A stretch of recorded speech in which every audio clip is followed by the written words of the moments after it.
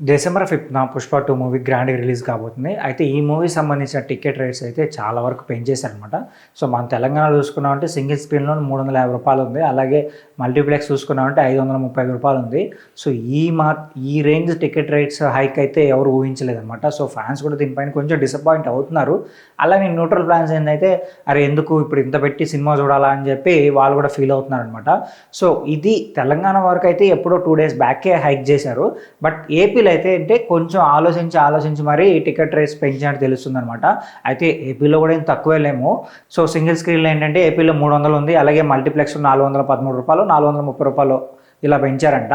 So, ఇది కూడా చూస్తుంటే ఎక్కువే పెంచినట్టు తెలుస్తుంది.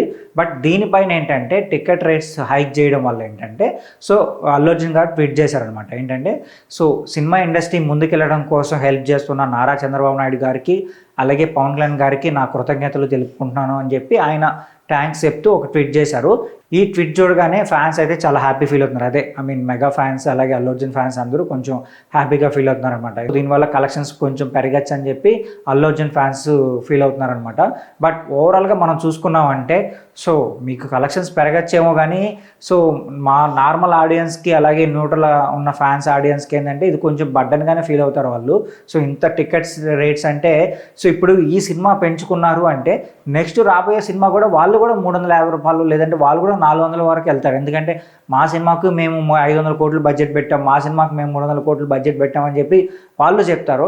సో, ఇది ఏంటంటే ఇది ఆగకుండా అలా పెరుగుతూనే వెళ్తుంది. సో, దీనివల్ల మూవీ సంబంధించిన ప్రొడ్యూసర్లు కానీ లేకపోతే హీరోలు కానీ పెద్ద ఎఫెక్ట్ అవ్వరు కానీ సో, జనాలు మాత్రం ఎఫెక్ట్ అవుతారు. ఎందుకంటే జనాలకి సినిమా అనేది ఒక ఎంటర్టైన్మెంట్ అనమాట. సో, ఒక రిలాక్సేషన్ కోసం వెళ్ళి చూస్తూ ఉంటారు.